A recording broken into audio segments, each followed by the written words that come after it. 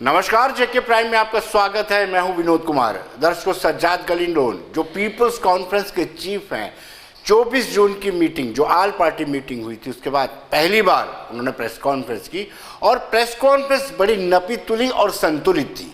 अपनी press conference में उन्होंने स्पष्ट कर दिया कि कहीं ना कहीं वो लीडर हैं और लीड करना जानते हैं। उन्होंने कहा कि किसी भी नेता ने 8 पार्टियों के 14 नेता जो ऑल पार्टी मीट में थे, किसी ने भी जम्मू कश्मीर के दायरे से बाहर रह करके कोई बात नहीं की। उनका ये कहना था कि हर एक नेता ने जम्मू कश्मीर की आवाम के दुख दर्द को प्रधानमंत्री और गृह मंत्री अमित शाह के समक्ष रखा।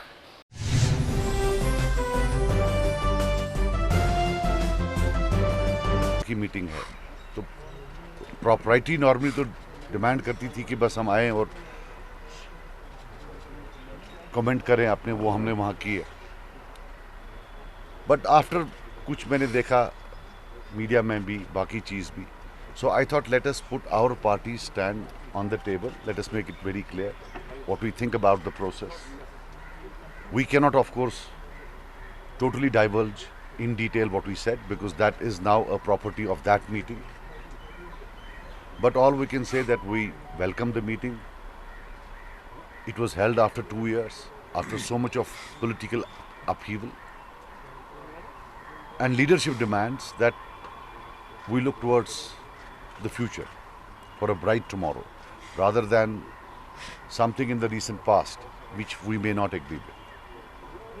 We hope, हम होप करते हैं कि ये it starts a phase of reconciliation between Delhi and Srinagar, and I can tell you that after what I read, I don't think there was any single leader who did not make his people proud, and I am talking of all those parties over there, specially जो इस खित्ते की थी। I think they all made their people proud. मैं क्यों बोल रहा हूँ ये कि जो आप हर्फ लिखते हैं 30-40 साल के बाद वो हिस्ट्री का हिस्सा होंगे। ये मेरी इट्स माय हम्बल अटेम्प्ट कि आप अगर कुछ लिखें वो 40 साल बाद जो कोई पढ़े वो सच पढ़े, झूठ ना पढ़े, क्योंकि झूठ का काफ़ी सर्कुलेशन मैंने देखा। जितने वहाँ लीडरान थे, I think they made their people proud. अच्छा बोला, जम्मू कश्मीर के हक में बोला, इट इज़ बट नेचुरल। कोई यहाँ से जम्मू कश्मीर के खिलाफ बोलने तो वहाँ नहीं जाएगा। थोड़ा पेन होता है कि कोई किसी लीडर को पूछता है उसने क्या बोला। हम लीडर्स को भी, even we have to show some dignity. मैंने एक शेर को देखा परसों किसी मीटिंग में, वो बोल रहा था, वो लग रहा था कि एक ही लीडर ने सब कुछ बोला है, बाकी सब बैठे थे। नहीं, सब ने अच्छा किया। If I was to give marks, I would give equal marks to all.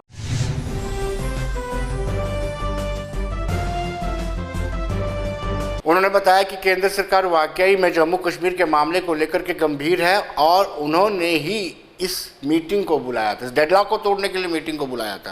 उन्होंने कहा कि हमें जम्मू कश्मीर में ऐसा माहौल क्रिएट करना चाहिए ताकि जो केंद्र सरकार चाहती है कि यहाँ पर इलेक्शन हो, पीसफुली तरीके से इलेक्शन हो और भारी मात्रा में लोग बाहर निकलें और लोकतंत्र पर विश्वास करें, जो केंद्र सरकार ऐसा माहौल बनाना चाहती है। केंद्र सरकार के इस माहौल बनाने की प्रक्रिया में हमें भी सहयोग करना चाहिए।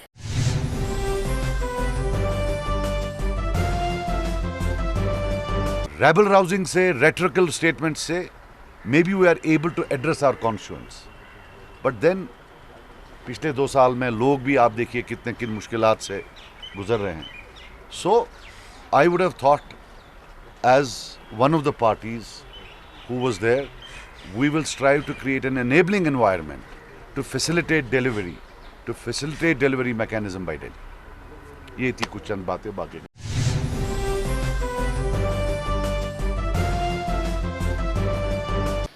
दर्शकों, जैसे कि हम जानते हैं कि मुजफ्फर हुसैन बेग को पीपल्स कॉन्फ्रेंस ने निकाल दिया है पार्टी से।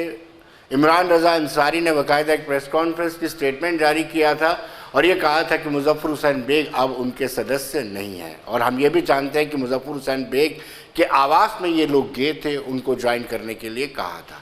लेकिन जब आल पार्टी मीटिंग हुई तो मुजफ्फर हुसैन बेग अलहदा खड़े थे। लेकिन आज इस सवाल पर उन्होंने कहा कि जो इमरान रजा अंसारी ने कहा है उसमें एक भी शब्द हम इनकॉर्पोरेट नहीं करेंगे और ना ही एक शब्द हम डिलीट करेंगे।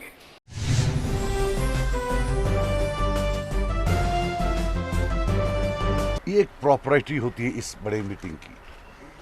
वहाँ प्राइम मिनिस्टर भी थे, ऑनरेबल प्राइम मिनिस्टर थे, ऑनरेबल होम मिनिस्टर थे। उनने 3 ट्वीट किए, ख़त्म किया। अनफॉर्चुनेटली हमें ही है डायरिया ऑफ वर्ड्स कि हम बोले जा रहे हैं, we have to keep quiet somewhere. मगर एक प्रॉब्लम है कि मैं वहाँ था, मुझे कोई कोट कर रहा है कि लीडर 6 ने बोला कि सजाद साहब ने ऐसा बोला, मुझे फ़ोन नहीं कर रहा है। ये कौन सा नॉनसेंस है? This does not make sense, to be very honest. But as I told you, I as a Kashmiri, not as a political leader, felt proud of all the leaders there. They spoke for the people of Kashmir, the people of Jammu and Kashmir. They reflected the pain in a befitting manner.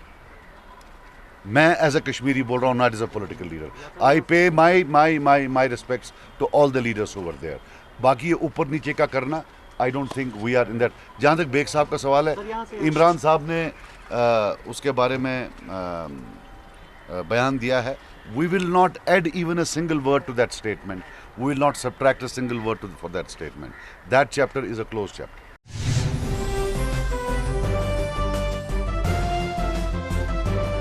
दर्शकों, अमूमन timelines को लेकर के बड़ी चर्चाएं चल रही हैं कि जब आल पार्टी मीट हुई थी उस मीट में ये कहा गया था, यानी सर्वदलीय सम्मेलन जो मीटिंग हुई थी उसमें ये कहा गया था कि पहले डिलिमिटेशन होगा, उसके बाद स्टेटहुड होगी और उसके बाद जो है इलेक्शन होगा।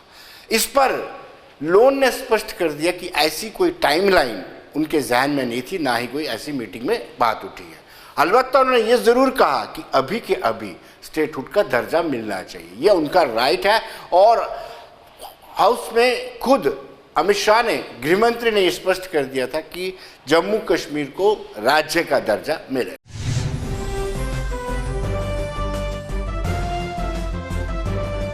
I will tell you one thing, forget first or second. Left to me, I would say now, abhi, statehood should be delivered. Not as a matter of charity, but as a matter of right. So this, but ये जो आप timeline बोल रहे हैं ना, ये calendar, I can't recall it. Open to elections before no, because the Union Home Minister has actually tweeted it. Soon after the meeting, he tweeted. I am talking of the meeting. I also saw that tweet. वो उनके ख्यालात हैं. But जब हम meeting में थे, I don't recall any timeline. But are you open to elections before the return of statehood? I would not link elections and statehood. देखो मैं यार एक बात आपको बोलता हूँ, ये जो बाइकआउट लोग कुछ बोल रहे हैं, to be very honest with you, ये नए हैं इसके। हमने बाइकआउट 15-20 साल किया। What if it's a trap to scare away all the good people and get their own people? Look at the other point of view also. लोग हमारे, हम उनसे जाकर वोट मांगेंगे। अब अगर opponents, they create conditions for you not to enter the fray. Think of it for a moment, it might be a trap. That's all I can say. I'm not saying it's a trap under any circumstances. But the leadership has to look at both the sides. Just getting up with a knee jerk कोई ये नहीं। और दूसरा एक और चीज़, हम या तो लड़ेंगे तो मैं भी लड़ूंगा। ऐसा कुछ नहीं है कि मैं बाकियों से अहम हूँ कि मैं नहीं लड़ूंगा लेकिन ये लोग लड़ेंगे। बिकॉज हम सब देखो ना एक हैं। I am not more moral than them, I am not superior to them. अगर कोई चीज़ मेरे लिए हराम है, इनके लिए भी हराम है।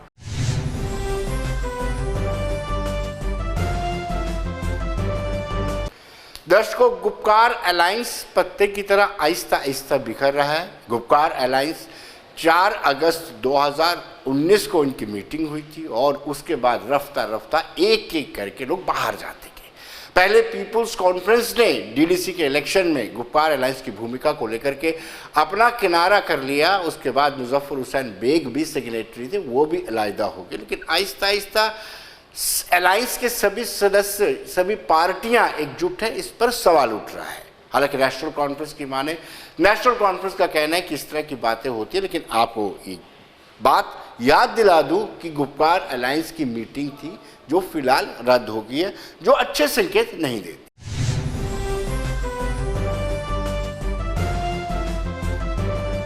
बात यह है कि सियासत के अंदर कभी कभी दरारें भी पड़ती हैं, बनते भी हैं, बिगड़ते भी हैं। सजाद लोन 4 अगस्त 2019 को गुपकार अलायंस में जो का मिर्ज़ा क्या नाम है मुजफ्फर बेग साहब भी थे सेक्रेटरीज में। सजाद लोन तो बाद में डिटेंशन में भी रहे, मुजफ्फर साहब डिटेंशन में नहीं रहे।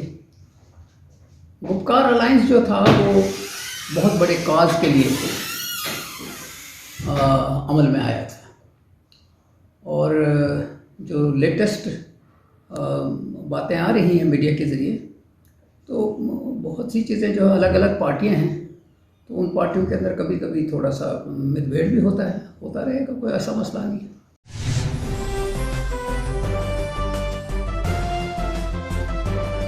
दर्शकों, भारतीय जनता पार्टी की बात करें तो उनका कहना है ये मौका प्रस्ती का अलायंस था और ऐसे अलायंस ज़्यादा देर तक टिकते नहीं हैं। उन्होंने कहा कि ये अलायंस को टूटना लगभग तय ही था और ऐसा ही हो रहा है जैसे हमने कल्पना की थी। अलायंस मौका प्रस्ती की राजनीति का एक प्रतीक था।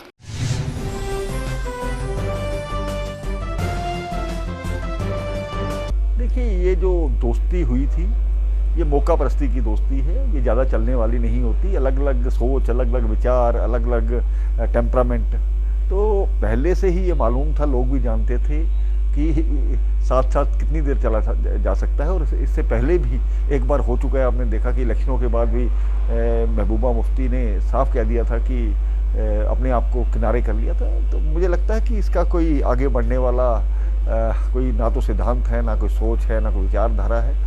ये कुछ बातों को इकट्ठे अपनी आइडेंटिटी बचाने के लिए इकट्ठे हुए थे।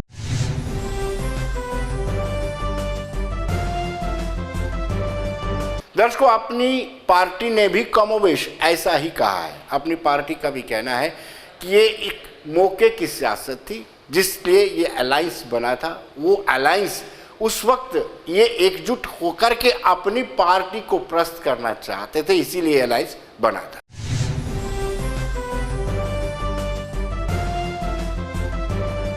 देखिए, हमारा ये पहले से मानना था कि ये जो आइडियोलॉजिकली अलग पार्टीज़ हैं, जो ये पार्टीज़ जिनका आइडियोलॉजिकल डिफरेंसेस आपस में हैं, जिनकी राजनीति अलग अलग है, वो केवल और केवल इसलिए इकट्ठे हुए कि उनको ये लग रहा था कि कुछ नई ताकतें जो हैं वो आज अगर चुनाव लड़ेंगी और हमारी स्पेस ऑक्यूपाई हो जाएगी, हमारी जगह वो ले लेंगे। तो मुझे लगता है उनका जो आंतरिक मतभेद हैं उनको उन्होंने मिटाया नहीं, उनको दबाया गया। और आज जब जिस तरह से पीएचईडी को पूरी सफलता नहीं मिली, उसके बाद हमने देखा कि किस तरह से एक दूसरे पे छीटाकशी करके इल्ज़ाम लगा के पहले सजाद लोन साहब उस कोalition में से बाहर आए। और आज हम देख रहे हैं कि जो बची हुई पार्टी हैं, जिसमें majorly Jammu Kashmir national conference और पीडीपी हैं, वो भी दबे लफ्ज़ों में कहीं ना कहीं इस बात का संकेत दे रहे हैं कि वो अलग होने जा रहे हैं। और इसमें कोई मुझे लगता है हैरत की बात नहीं है, कोई हैरानी किसी को नहीं है, क्योंकि ये पहले ही पेशन गोई जो है राजनीतिक जो सोच समझ रखने वाले लोग हैं उन्होंने की थी। और जम्मू कश्मीर अपनी पार्टी का भी ये मानना था कि ये सब इकट्ठे होके जम्मू कश्मीर अपनी पार्टी के खिलाफ इन्होंने चुनाव लड़ा डीडीसी का, और तब भी ये वैसी सफलता नहीं ले पाए जिसकी इनको अपेक्षा थी।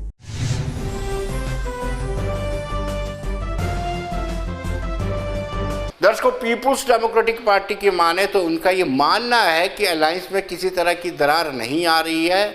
कुछ सियासी जमातें जो अलायंस से भयभीत है, जिनको अलायंस से डर है, वो इस तरह की अफवाहें फैला रही है। अलबत्ता अलायंस एक बड़े काज के लिए बना है और उस काज की पूर्ति के लिए एकजुट होकर के काम करेगा।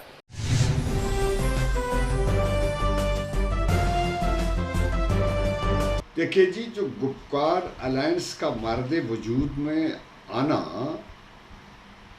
एक यूनिटी की खातर और जम्मू एंड कश्मीर की लार्जर इंटरेस्ट को देखते हुए इसकी फॉर्मेशन की गई थी। जो न्यूज़ आज अमर उजाला ने कैरी किया है हिंदी वर्शन में, वो बेबुनियाद है, अकायद पर मबनी नहीं है। हमारी लीडरशिप का कोई ऐसा ख्याल नहीं, ना कोई ऐसी उन्होंने स्टेटमेंट दी है, ना ऐसा कोई सोच है। ये यकतरफा तौर पर बेबुनियाद अजम्पशन और प्रजम्पशन पर ये स्टेटमेंट कैरी की गई है, इसलिए कि मीडिया वाले इस वक्त कुछ अपने ही अख्तरा करके कैरी फॉरवर्ड करते हैं टीआरपी के लिए और उसके पब्लिकेशन के बढ़ावे के लिए। ऐसी सेंसेशन कोई भी नहीं। जो गुपकार अलायंस का मर्दे वजूद में लाया गया था जिस पर्पस के लिए, वो पर्पस लार्जर इंटरेस्ट में है जम्मू एंड कश्मीर के, और हम उस पर कायम हैं। लीडरशिप पूरी कायम है, पूरी पार्टी उस पर कायम है। कोई ऐसी स्पेकुलेशन, कोई ऐसी बात नहीं। ये सिर्फ अख्तरा है और ये सिर्फ रोमर्स हैं जिसको पेपर कैरी फॉरवर्ड कर रहा है बगैर किसी सोर्स के, बगैर किसी वर्शन के, करेक्ट वर्शन के। ये बेस्ड ऑन फैक्ट्स नहीं है, ये इनकरेक्ट स्टेटमेंट है।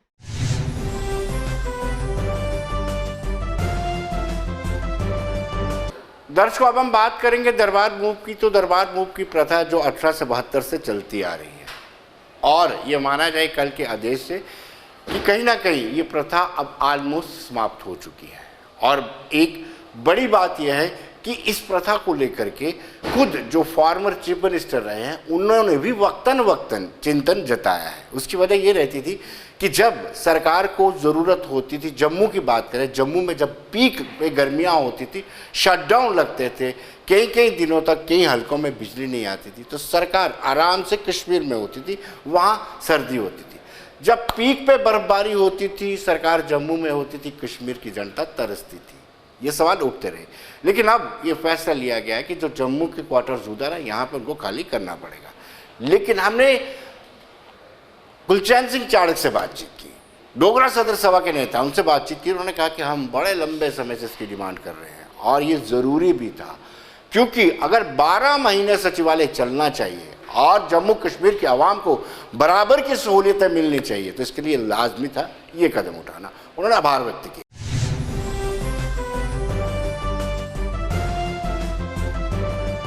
देखिए, बात यह है कि ये पैसे की लूट मची हुई थी, और जब से खासकर मिलिटेंसी आई है तब से तो कोई हिसाब ही नहीं चल रहा था यहाँ पर। मैं ये कहता हूँ कि जो PSOs हैं, इन VIP के जो PSOs हैं, उनकी कोठियाँ 12 महीने अलग से अलाट की गई हैं उनकी फैमिलीज़ के लिए, उनके लिए। मैं किसी के खिलाफ नहीं हूँ, लेकिन क्या मतलब है उनका कि PSOs के लिए भी कोठियाँ रखी गई हैं। एक्स मिनिस्टर, एक्स लेजिस्लेटर जो हैं, उनके लिए बाकी उनको कोई प्रोटेक्शन चाहिए, कोई ख़तरे में है, वो आप देख लीजिए, कोई थ्रेट है उनको।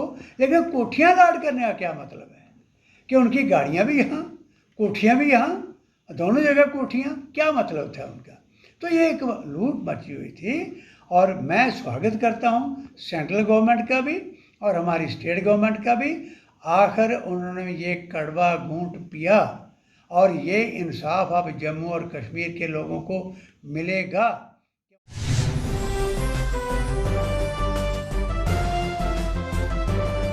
दर्शकों, ऐसा ही प्रोफेसर भीम सिंह का भी कहना है। उन्होंने कहा कि पार्टी का गठन ही इसीलिए किया गया था। उन्होंने कहा कि जिस साल हमारी पार्टी गठित हुई थी, उसी साल से हमने ये डिमांड की थी कि प्रदेश का, तब जम्मू कश्मीर दर्शकों प्रदेश हुआ करता था, उन्होंने कहा कि प्रदेश का पुनर्गठन होना चाहिए और 2 सिविल सेक्रेटरीट होने चाहिए।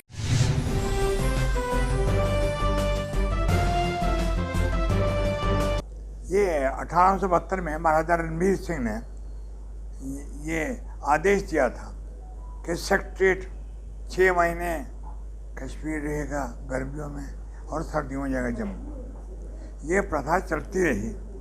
उस समय सड़कें नहीं थी, रास्ते नहीं थे, कम्युनिकेशन नहीं था, ये टेलीफोन की सुविधा, आज की सुविधाएं उस समय नहीं थी। 82 में मैंने जब कांग्रेस छोड़ी और पैंथर पार्टी बनाई, उस वक्त ही पैंथर पार्टी का पहला रेजोल्यूशन था पुनर्गठन ऑफ जम्मू एंड कश्मीर, और ट्विन सेक्रेटरीट, यानी जोड़वा सेक्रेटरीट बनाइए। लोगों को समझने लगी बात क्या है। बात ये थी कि 400 करोड़ रुपया, यानी 200 करोड़ रुपया एक दरबार मूव का आने जाने का लगता है, और एक साल में 400 करोड़ रुपया। ऑल इंडिया रेडियो बोल रहा था 200 करोड़ गलत बोल रहा था, 400 करोड़। फिर ये महाराजा गुलाब सिंह ने जो इंडिया रेडियो बोल रहा था, सारे चला के बोल रहे थे, सारे चैनल हैं सरकारी। ये महाराजा गुलाब सिंह नहीं थे उस वक्त, महाराजा रणबीर सिंह बन गए थे महाराजा जम्मू कश्मीर। उस वक्त कश्मीर के लोगों को परेशानी थी, क्यों राजा लोग यहाँ जम्मू बैठते थे। तो महाराजा ने सोचा कि कश्मीर के लोगों का क्या कितनी मुश्किल है कि वो उनकी फरियाद जो है मंत्रालय में है, वो जम्मू कहाँ हो सकती है हर बार। तो उन्होंने उस वक्त के हालात के मुताबिक 1872 में ये सेक्रेटरीट, इसे राजधानी कहते थे, दोनों जगह बनाया। 6 महीने कश्मीर, 6 महीने जम्मू।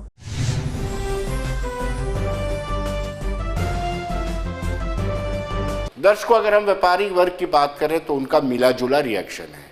एक सामान्यता बात यह है कि जब दरबार मूव हुआ करता था तो 200 करोड़ रुपया नुकसान होता था, और दूसरी बड़ी बात है कि 1 महीना ज़ाया भी होता था। जब दरबार मूव से पहले ही 1 सप्ताह या 10 दिन पहले ही सारा कामकाज ठप हो जाता था और एडवांस पार्टी को मूव किया जाता था पहले, यानी 1 महीना काम सफ़र करता था। और दूसरी बड़ी बात यह नुकसान भी होता था। लेकिन व्यापारी वर्ग का कहना है कि दरबार मूव के कारण जम्मू के कारोबार पर असर ज़रूर पड़ता था। यहाँ पर थोड़ा सा जो फुटफॉल है कश्मीरी लोगों का वो ज़रूर होता। तो हमने भी अक्सर देखा होगा कि अगर हम वेव मॉल में जाते थे तो वहाँ पर भी काफ़ी सारे कश्मीरी विंटर में देखने को मिलते।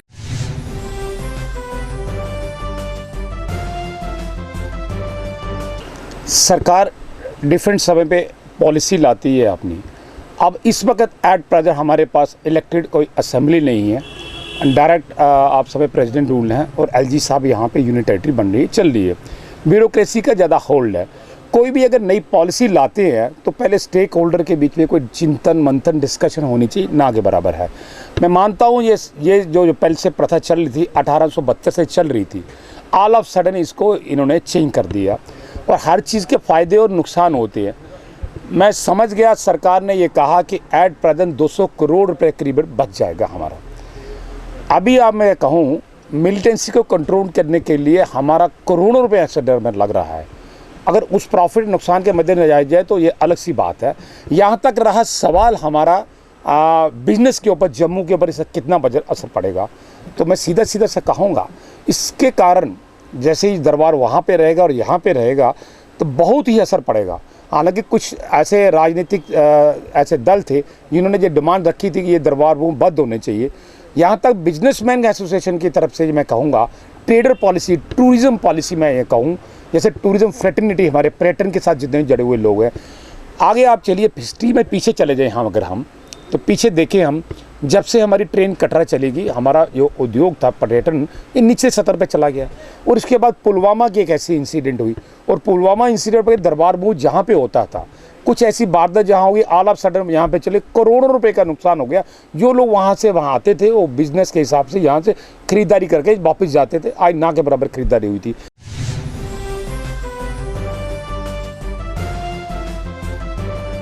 दर्शकों, हमने होटल एंड लॉजेस एसोसिएशन से वो डायरेक्टली जुड़े हुए हैं, उनसे भी बातचीत किया, ये देखते हैं उनका क्या कहना।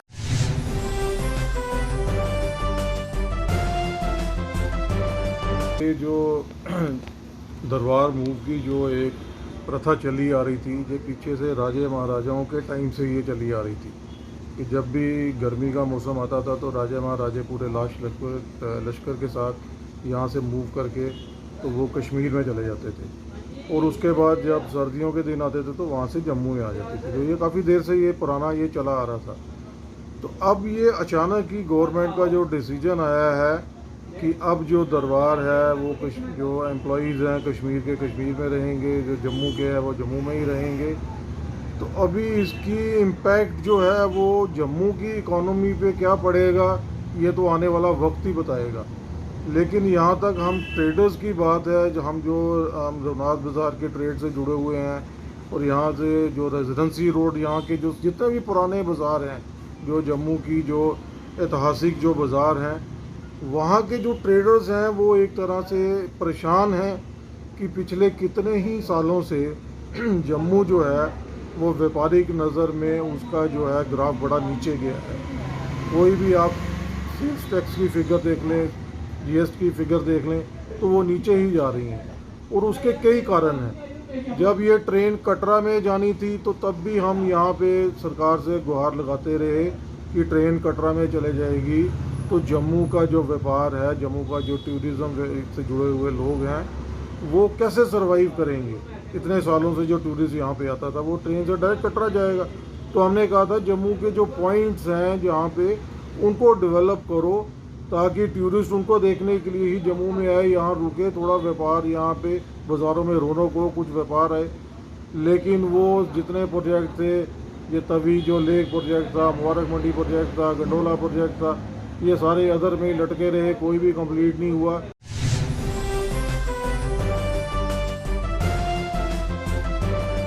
तो दर्शकों बने रहिए देश दुनिया की खबरों के लिए और मुझे दीजिए इजाजत।